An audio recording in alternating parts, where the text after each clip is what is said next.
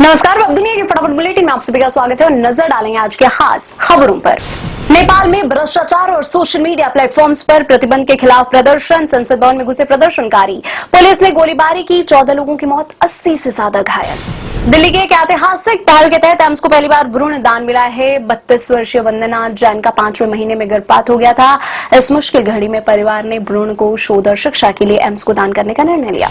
बिहार चुनाव को लेकर जारी एसआईआर पर सुप्रीम कोर्ट ने कहा, एसआईआर में अब आधार कार्ड को भी मान्यता रहेगा। चुनाव आयोग को दिए निर्देश, एसआईआर में 11 अन्य दस्तावेजों की तरह आधार कार्ड को भी मान्यता दी जाएगी। यूक्रेन के राष्ट्रपति वोलोदिमीर ज़ेलेंस्की ने भारत का नाम लिए बगैर कहा, रूस के साथ सौदा करने वाले देशों पर टैरिफ लगाना सही विचार। भारत ने अमेरिकी कार्रवाई को अनुचित और अविवेकपूर्ण करार दिया है। उत्तरी यरूशलेम में भीड़भाड़ वाले एक चौराहे पर एक बस पर गोलीबारी में कम से कम 5 लोगों की मौत, कई गोलीबारी में 15 अन्य लोग घायल हुए हैं और 6 की हालत गंभीर बताई जा रही है। गोलीबारी शुरू होने के तुरंत बाद 2 हमलावरों को ढेर कर दिया गया। प्रधानमंत्री नरेंद्र मोदी ने संगीत के जादूगर भूपेन हजारिका की 99वीं जयंती पर सोमवार को उन्हें श्रद्धांजलि अर्पित की। कहा, हजारिका के गीतों से हमेशा करुणा, सामाजिक न्याय और गहरी आत्मीयता की गूंज रही है। कांग्रेस संसदीय दल की प्रमुख सोनिया गांधी ने सोमवार को कहा, ग्रेट निकोबार परियोजना एक सुनियोजित दुस्साहस, न्याय का उपहास और राष्ट्रीय मूल्यों के साथ विश्वासघात है। इसके खिलाफ आवाज उठाई जानी चाहिए। उत्तर प्रदेश के मुख्यमंत्री योगी आदित्यनाथ ने सपा शासनकाल के दौरान हुई सरकारी भर्तियों पर सवाल उठाते हुए कहा, गड़बड़ियों की वजह से उनकी सरकार ने बहुत सारी भर्तियों की जांच सीबीआई को सौंप दी।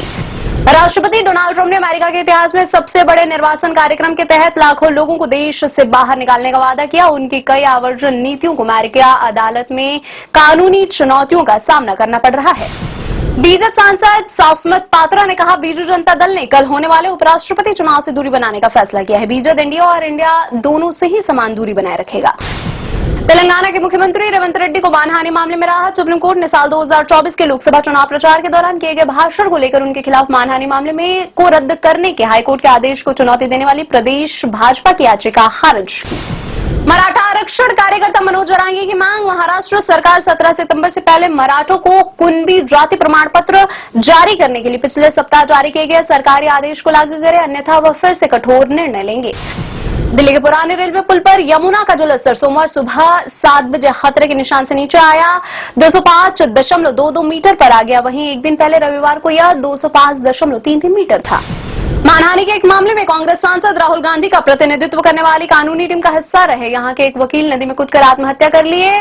पुलिस ने बताया, वकील फिरोज पठान अवसाद से पीड़ित थे और उन्होंने 4 सितंबर को यह कदम उठाया। नवसारी जिले में ही उनका शव मिला है।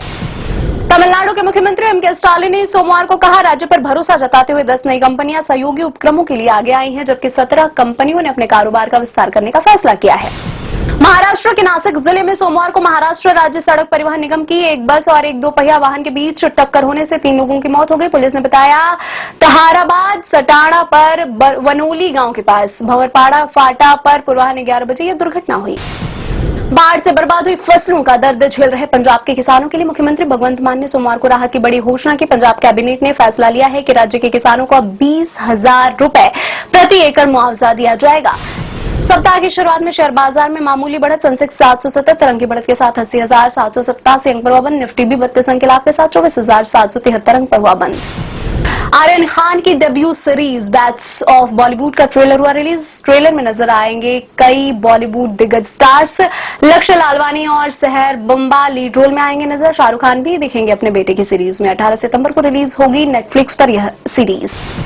बिग बॉस 19 में सलमान खान ने उठाया पंजाब बाढ़ का मुद्दा। एक्टर ने की लोगों से मदद के लिए आगे आने की अपील। सलमान बोले, जो हमारे लिए खाना उगाते हैं उनके पास खाने के लिए अनाज नहीं है। हम सब का फर्ज बनता है कि उनके लिए कुछ करें। पंजाब बाढ़ पीड़ितों की मदद के लिए सलमान ने भेजी है 5 नाव। ये थी आज की फटाफट बुलेटिन। ऐसी ताजा अपडेट्स के लिए बने रहे हमारे साथ, यानी कि विजिट करें अब दुनिया पर।